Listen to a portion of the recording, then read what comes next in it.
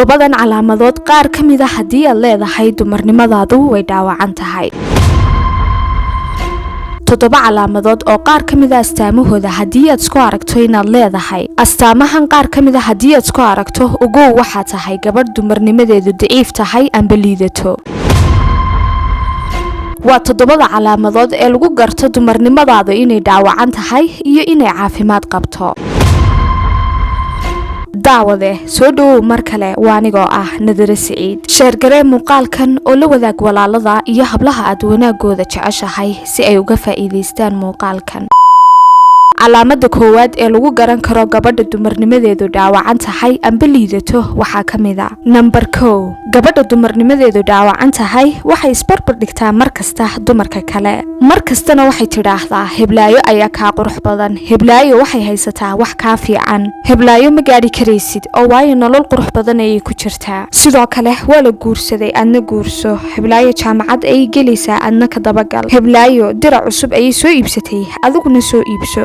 nolosheedii oo dhan waxay ku soo koobtay inay dumar kale isbarbar dhigto. inanay haddii aad dabeecadahaas leedahay dumarnimadaada ay dhaawacaysaa, kalsooni daro aad u weyna way kugu ridaysaa ee jooji ficilkaas. 2 gabadha dumarnimadeedu dhaawacan tahay ma taqaano qiimaheeda, mana garanayso sharafta ay nafteedu ka mudan tahay, hankeeduna ma sareeyo. waxay isku aragtaa markasta inay tahay qof jaban oo bilaa qiimo ah. tusaale waxay tagtaa gooban munaasib ku ahayn sharafteeda, hadalkeeda uma meeldaydo oo way iska hadashaa markasta iyadoon la dalbanba, waxayna ku hadashaa hadallo dhaawici kara sharafteeda iyo qiimihii ay lahayd. yacni waa dadka aan kaba fiirsan ficil kasta iyo wax kastay samaynayaan. waxay doonto ayay samaynaysaa, siday doonayso ayay u dhaqmaysaa, meeshay doonayso ayay iska tegaysaa, qaabkay rabto ayay iskaga hadlaysaa. gabadha noocani kama fikirayso oo isma odhanayso xitaa waxaanaad qabanaysid amba samaynaysid ma kugu haboon yahay, ma taagan tahay amba ma joogtaa waqtigii uu ku haboonaa. lagama yaabo inay isweydiiso su'aalahaas. haddii aad aragto gabadh sidaa u dhaqmaysa ogow dumarnimadeeda ayaa dhaawacan oo iskuma kalsoona. 3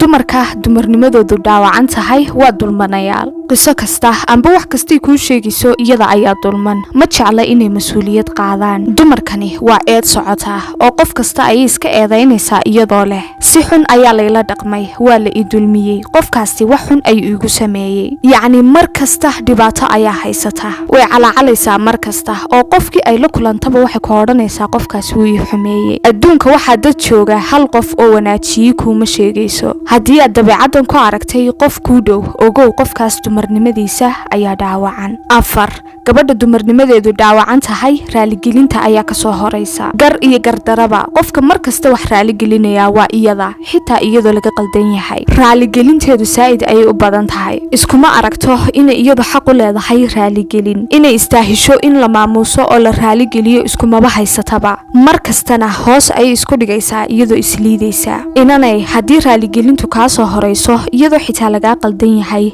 jooji, waayo dumarnimadaada iyo qiimahaagaba way dhaawacaysaa. 5 gabadha dumarnimadeedu dhaawacan tahay sir ma laha oo waxay dumarka kale ku raaligelisaa waxyaabaha khaaska u ah nolosheeda. markay ku dhex jirto gabdho kale waxay ka sheekaynaysaa nolosheeda si ay u raaligeliso amba attention uga hesho dumarka kale. hablo badan oo dabeecadaas leh ayaa jira. haddii ay asxaabteeda u tagto miiskii lagu wada kaftami lahaa ayay iyadu kaga sheekaynaysaa dhibaatooyinka haysta iyo wiilka isguursan doonaan amba inankay la sheekaysato wuxuu ku yidhi amba isku yidhaahdeen waxyaabahay rabto inay samayso.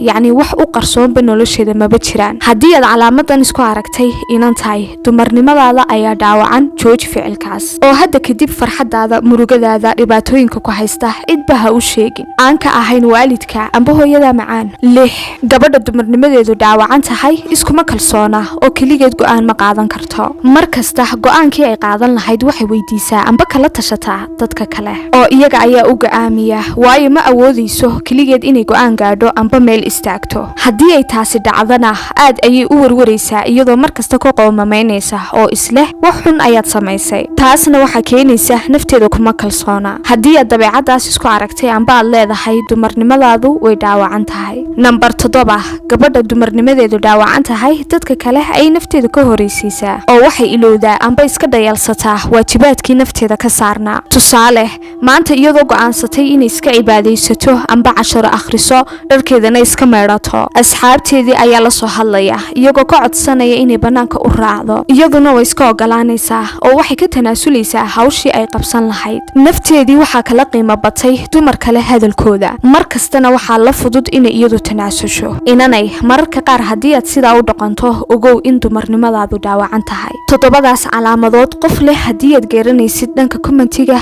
kusoo meeshan gare oo uga dig dhibaatada ay leedahay. hablo ma jeclaysan lahaydeen inaan muuqaal labaad ka soo sameeyo dumarnimada caafimaadka qabta? haddii jawaabtaadu ay haa tahay commentiga igu soo qor, muuqaalkana like saar si aad ula socoto qaybta labaadna soo follow gare Facebook page-keena iyo dhanka TikTok-gaba. dhanka Facebook page-ka waxay nooga dhiman 300,000 wax yar. na soo follow gare oo ka mid noqo asxaabtaanu halkan ku midownay. waad ku mahadsantahay haddii aad nala soo gaadhay ilaa iyo dhamaadka muuqaalkan. waanigoo ah Nadira Saciid.